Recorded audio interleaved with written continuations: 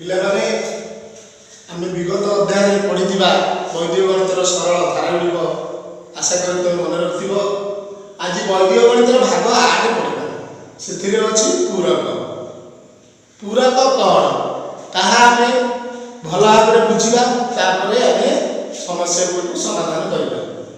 ଗୋଟିଏ ସଂଖ୍ୟାରୁ ଯେଉଁ କ୍ଷୁଦ୍ରତମ ଅଙ୍କ ବିୟୋଗ କଲେ ବା ଯୋଗ କଲେ ସଂଖ୍ୟାଟି ତାର ନିକଟତମ ଆଧାର ବା ଉପାଧାରରେ ପରିଣତ ହୁଏ, ସେହି କ୍ଷୁଦ୍ରତମ ଅଙ୍କକୁ ଦତ୍ତ ସଂଖ୍ୟାର ପୂରକ କୁହାଯାଏ।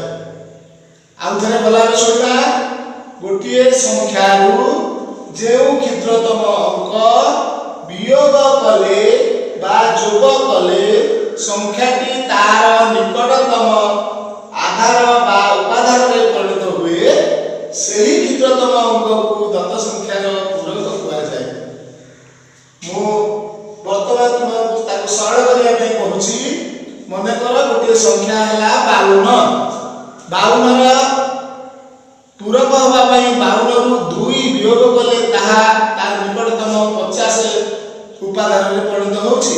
ତେଣୁ 50ର 52ର ପୂରକ ହେଲା 2।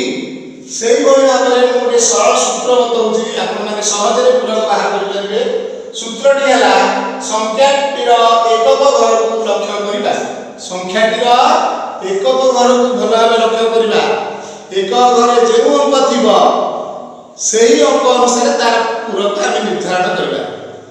ଯଦି ତାହା ଭିନ୍ନଗୁଣ ଅଙ୍କ ହୋଇଥାଏ, ଅର୍ଥାତ୍ ଯଦି ଏକକ ଘର ଅଙ୍କଟି 0, 1, 2, 3, 4, 5 ହୋଇଥାଏ, ତେବେ ସଂଖ୍ୟାଟିର ପୂରକ ସେହି ଏକକ ଘର ଅଙ୍କ ହେବ। ଅର୍ଥାତ୍ ସଂଖ୍ୟାଟିରୁ ସେହି ଏକକ ଘର ଅଙ୍କଟିକୁ ବିୟୋଗ କରିଦେଲେ ତାହା ତାର ନିକଟତମ ଆଧାର ବା ଉପାଧାର ହେବ। ଗୋଟିଏ ଉଦାହରଣ ଦେଇ ମୁଁ ଆପଣଙ୍କୁ ବୁଝାଉଛି ଯେ 43ର ଏକକ ଘରେ 3 ଅଛି। 43ରୁ ଯଦି 3 ବିୟୋଗ କରାଯାଏ ତେବେ ତାହା 40 ଏକ ଉପାଧାରରେ ପରିଣତ ହେବ। ତେଣୁ 43ର ପୂରକ 3।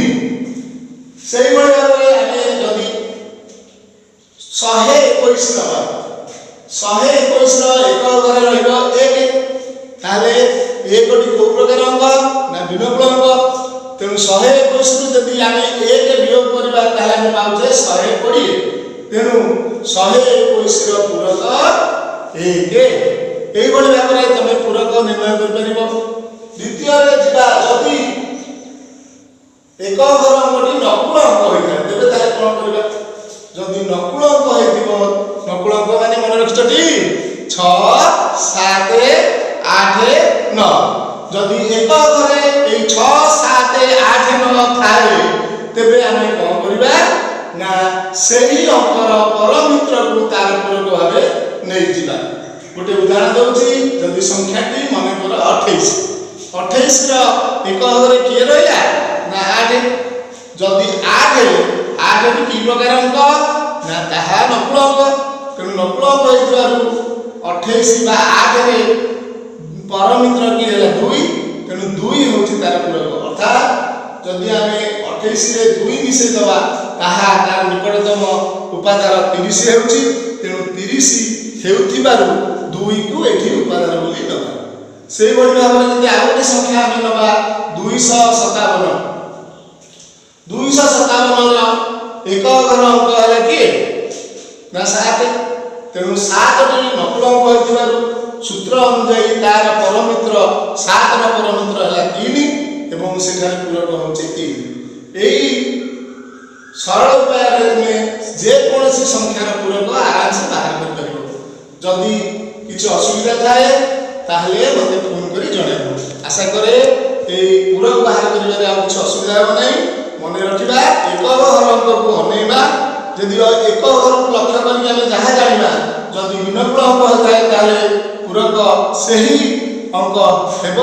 ଯଦି ନକୁଳ ଅଙ୍କ ହୋଇଥାଏ ତାହେଲେ ସେହି ନକୁଳ ଅଙ୍କର ପରମିତ୍ର ତାର ପୂରକ ହେବ।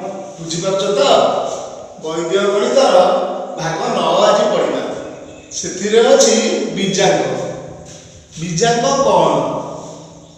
କୌଣସି ଗୋଟିଏ ସଂଖ୍ୟାର ଅଙ୍କମାନଙ୍କୁ ମିଶାଇଲେ ଯେଉଁ ଏକ ଅଙ୍କ ବିଶିଷ୍ଟ ସଂଖ୍ୟା ହୁଏ ତାକୁ ଉକ୍ତ ସଂଖ୍ୟାର ବୀଜାଙ୍କ କୁହାଯାଏ। ଆଉ ଥରେ ଶୁଣିନେବା, ଯେକୌଣସି ସଂଖ୍ୟାର ଅଙ୍କମାନଙ୍କୁ ମିଶାଇଲେ ଯେଉଁ ଏକ ଅଙ୍କ ବିଶିଷ୍ଟ ସଂଖ୍ୟାଟି ପାଇବା ସେହି ଏକ ଅଙ୍କ ବିଶିଷ୍ଟ ସଂଖ୍ୟା ହିଁ ଦତ୍ତ ସଂଖ୍ୟାର ବୀଜାଙ୍କ ଅଟେ।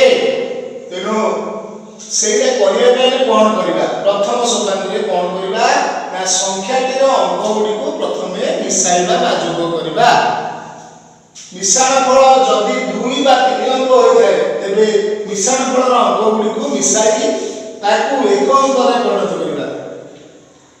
ତୃତୀୟ ସୋପାନ ସେହି ଏକ ଅଙ୍କ ବିଶିଷ୍ଟ ସଂଖ୍ୟା ହିଁ ଦତ୍ତ ସଂଖ୍ୟାର ବୀଜାଙ୍କ ଅଟେ। ସେହି ଏକ ଅଙ୍କ ବିଶିଷ୍ଟ ସଂଖ୍ୟାର ଯେଉଁ ଏକ ଅଙ୍କ ବିଶିଷ୍ଟ ସଂଖ୍ୟାଟି ପାଇବା ସେହି ସଂଖ୍ୟାଟି ହେଉଛି ମୂଳ ସଂଖ୍ୟାର ବୀଜାଙ୍କ। ଯଦି ମିଶେଇଲେ ଆମେ ଏକ ଅଙ୍କ ପ୍ରଥମରୁ ପାଇଗଲେ ଦ୍ୱିତୀୟ ସୋପାନରେ ଆଉ ତୃତୀୟ ସୋପାନ କରିବା ଦରକାର ନାହିଁ। ଯଦି ଆମେ ଅଙ୍କ ଗୁଡ଼ିକୁ ମିଶେଇଲେ ପ୍ରଥମରୁ ଏକ ଅଙ୍କ ପାଇଗଲେ ତାହେଲେ ସେହି ଏକ ଅଙ୍କ ବିଶିଷ୍ଟ ସଂଖ୍ୟା ହିଁ ଦତ୍ତ ସଂଖ୍ୟାର ବୀଜାଙ୍କ ଅଟେ। ଆଉ ଟିକେ ମନ ଦେଇ ଶୁଣିବା, ପ୍ରଥମେ ସଂଖ୍ୟାଟିର ଅଙ୍କ ଗୁଡ଼ିକୁ ମିଶେଇ ଦେବା। ଯଦି ମିଶାଣ ଫଳ ଏକ ଅଙ୍କ ହୁଏ ସେହି ଏକ ଅଙ୍କ ବିଶିଷ୍ଟ ସଂଖ୍ୟାଟି ଯେଉଁ ପାଇବା ତାହା ଦତ୍ତ ସଂଖ୍ୟାର ବୀଜାଙ୍କ ଅଟେ। ଆଉ ଯଦି ତାହା 2 ଅଙ୍କ ବା 3 ଅଙ୍କ ହେଲା ମିଶାଣ ଫଳ ତାହେଲେ ମିଶାଣ ଫଳର ଅଙ୍କ ଗୁଡ଼ିକୁ ପୁଣି ଥରେ ମିଶାଇ ଦେବା। ମିଶାଇ ଆମେ ଏକ ଅଙ୍କରେ ଯେତେବେଳେ ପହଞ୍ଚିବା ସେତେବେଳେ ସେହି ଏକ ଅଙ୍କ ବିଶିଷ୍ଟ ସଂଖ୍ୟା ହିଁ ଦତ୍ତ ସଂଖ୍ୟାର ବୀଜାଙ୍କ ହୁଏ। ତେଣୁ ବୀଜାଙ୍କ ବାହାର କରିବା ପାଇଁ ବର୍ତ୍ତମାନ ମୁଁ ଉଦାହରଣ ଦେଉଛି। 638 638 ରେ ଅଙ୍କ ଗୁଡ଼ିକ ହେଲା 6 ଆଉ 3 ଆଉ 8। 6 ଆଉ 3 8 ମିଶାଇଲେ ଆମେ 17 ପାଇବା। 17ଟି ପୁଣି 2 ଅଙ୍କ ହୋଇଥିବାରୁ ତାକୁ 17ର 1 ଆଉ 7 ମିଶାଇଲେ ଆମେ ପାଇବା 8।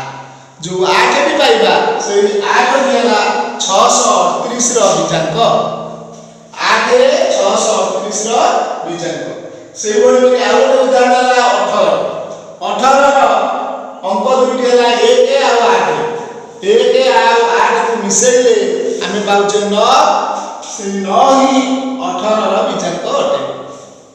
ଏଇଥିରୁ ଏଇଭଳି ତୁମେ ଅନେକ ଗୁଡ଼ିଏ ସଂଖ୍ୟା ନେଇ ନିଜେ କରିବାକୁ ଚେଷ୍ଟା କର, ବୀଜାଙ୍କ ସହଜରେ ବାହାର କରିପାରିବ।